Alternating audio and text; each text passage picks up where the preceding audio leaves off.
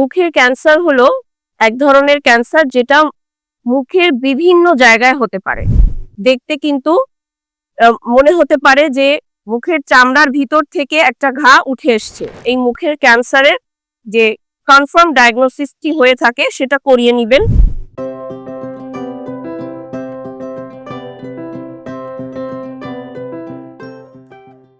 আসসালামু আলাইকুম, আমি ডাক্তার মৌসুমী ইকবাল বলছি। কাজ করছি কনসালটেন্ট হিসেবে টুথ কেয়ারের। আজকে কথা বলবো মুখের ক্যান্সার নিয়ে।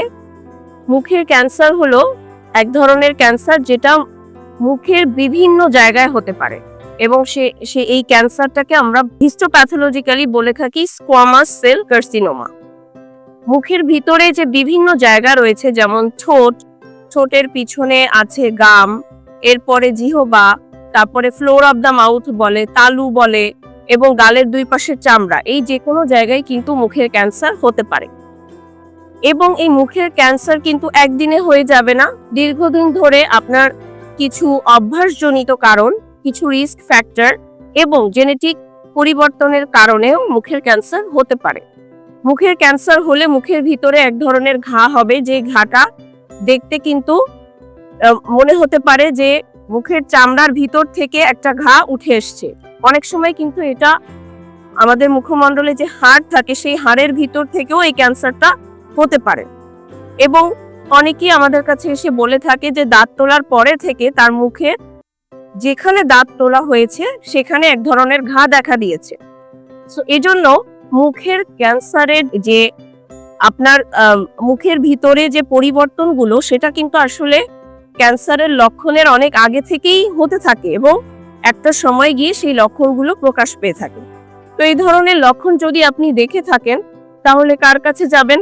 অবশ্যই মুখের ক্যান্সার নিয়ে যারা কাজ করছে ম্যাক্সিলোফেশিয়াল সার্জনদের কাছে যাবেন এবং সঠিক সময়ে বায়োপসি অর্থাৎ হিস্টোপ্যাথোলজি এক্সামিনেশনের মাধ্যমে এই মুখের ক্যান্সারের যে কনফার্ম ডায়াগনোসিসটি হয়ে থাকে সেটা করিয়ে নেবেন।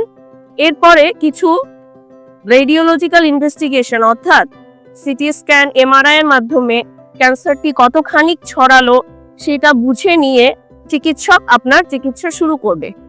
দেখেন, এখন পর্যন্ত মুখের ক্যান্সারের চিকিৎসা হিসেবে কিন্তু সার্জারিকেই সব জায়গায় প্রথম বলা হয়ে থাকে। যত বইপত্র জার্নাল প্রকাশিত হয়েছে সব জায়গায় বলা হয়েছে প্রথমে সার্জারি, এরপরে আমরা কেমোথেরাপি, রেডিওথেরাপি আমরা মুখের ক্যান্সারের ক্ষেত্রে দিতে পারি। অনেক সময় কেমো রেডিও দুটোই লাগে, বা অনেক সময় শুধু রেডিওথেরাপি দিতে হয়। তো এই ধরনের ক্যান্সারের চিকিৎসা কিন্তু বাংলাদেশে হয়ে থাকে এবং মুখের ক্যান্সারের সার্জন এখন বাংলাদেশে শুধু ক্যান্সার সার্জারি করে না, অর্থাৎ ঘায়ের অংশটুকু শুধু ফেলে দেয় না, সেই অংশটুকু কিন্তু কিভাবে আবার রিকনস্ট্রাকশন করা যায় সেই ব্যবস্থাও নিয়ে থাকে। এরপরে পেশেন্ট কিন্তু বিভিন্ন ধরনের থেরাপির জন্য অনকোলজি ডিপার্টমেন্টে যেয়ে থাকেন। তো অবশ্যই মুখে আপনার কোনো ধরনের পরিবর্তন দেখা যখনই যাবে, আপনি একজন ম্যাক্সিলোফেশিয়াল সার্জনের কাছে যাবেন এবং আপনার মুখের ঘায়ের সঠিক চিকিৎসাটি নিয়ে থাকবেন। ভালো থাকবেন সবাই। আবারও নতুন টপিকস নিয়ে কথা হবে। ধন্যবাদ।